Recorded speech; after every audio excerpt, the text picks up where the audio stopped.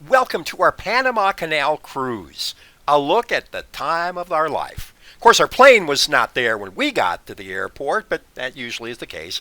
Kathy wasn't very happy, and we have a lot of fingers being thrown.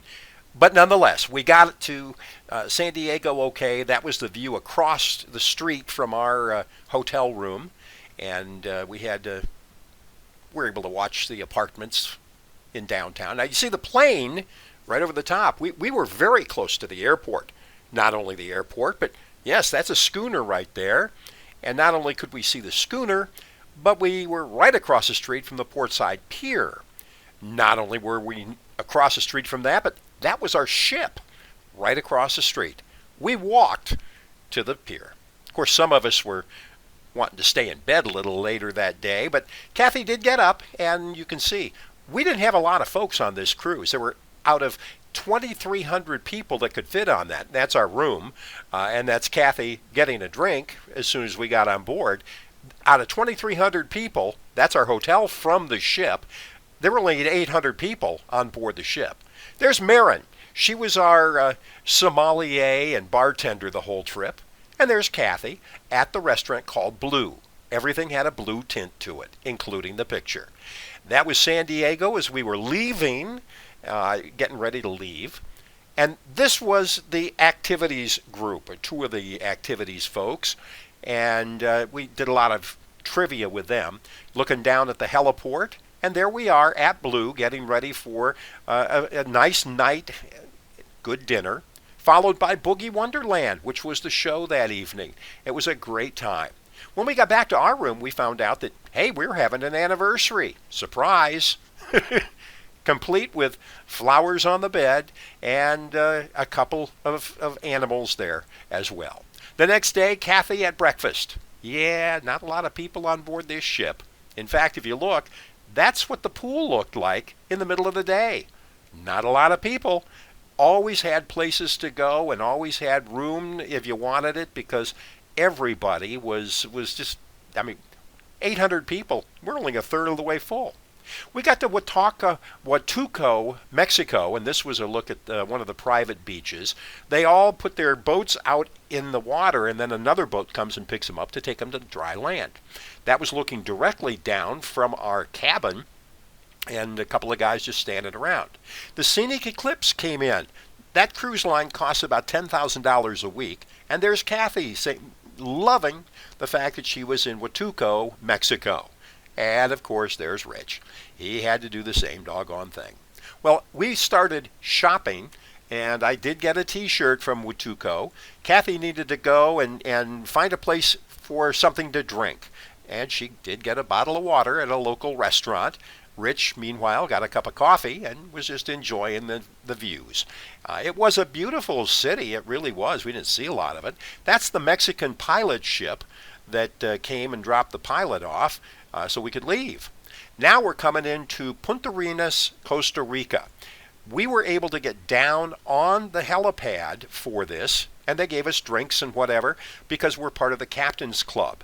Kathy holding my drink as I'm taking her picture. It was cloudy. It was kind of drippy and rainy, but you see that long pier? That was about 1.5 miles long. The two of us did enjoy it. We didn't care what the weather was. We were having a good old time. That's coming off the pier, and a lot of folks made that trek all the way down to Punta Arenas. About 1.5 blocks away from that, we saw the Punta Arenas sign. Kathy got her picture taken, and so did Rich. How about that? And not much there. We did pick up a couple of t-shirts and some refrigerator magnets, and that was about it. But coming into Panama City, meanwhile, I was amazed at how built up it was. That is the international bridge, the U.S. or the international bridge between North America and South America. And here we are up on the 11th deck looking out as we're starting to go into the Panama Canal. Now the ship with the yellow on it, that went down the new Panama Canal. We went to the right, and that's the old Panama Canal. You can see the difference in height between the water, and we've got actually have a copy of that lighthouse right inside our living room. That is the first lock in the Mia Flora locks, and you can see there's rail tracks all the way down. they let people down on the helipad for this one. You can see that's the biggest thing. Big difference in the height. 88 feet. The Mia Flora locks were the first locks that you go through. There's 2 of those. And this is what it looked like from up on the 11th deck where we were sitting. And a lot of the folks wanted to be right down front. That's the International Bridge. That is about halfway through the Panama Canal. It takes about 9 hours to get through it. There's Cathy on our balcony looking at Panama and the happenings thereof. This was when we went down to the helipad. This was what they call the Gatun locks, and there I am wearing Greta's famous Willy Wonka shirt, Panama Canal, and there you see what they call the mules. The mules guide the ship, and they go exactly the same speed that the ship goes. There's the other lighthouse that we've got on display in the living room, and we actually saw that lighthouse as well. Now you see the dark spot there. That's an alligator. That's a big alligator. And then we got to South America. This is Cartagena, Colombia. Built up city. Did not expect it to be this built up. In fact, they don't really have a cruise port. They just have a shipping port. And you can see all the containers stacked up right alongside the pier as we come into Cartagena, Colombia. It was rough. After we got through the canal, we ended up with some very rough seas as we got into Aruba. And this has been our 3rd trip to Aruba, and this was probably the best trip we've had in Aruba.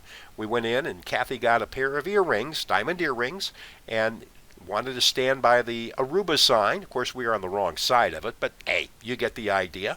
And Citgo Gas is there. Now we're in Curacao. Curacao is Dutch as well, and we were on the walking tour right by the ocean. And you can see that Cathy was very excited about this one. They were just setting up for the day. That's the Queen Wilhelmina Bridge, the shortest, tallest bridge in the world there. This is Cathy right by the floating bridge, which is a very famous bridge. And there's Rich. He's also standing by the floating bridge, and you see the colorful houses in the background on Curacao, Wilhelmstad. This is a shot of the Millennium from Curacao. This was our ship. And there's Rich on stage with the entertainer one night. Yeah, I was part of the show. Hope you enjoyed it.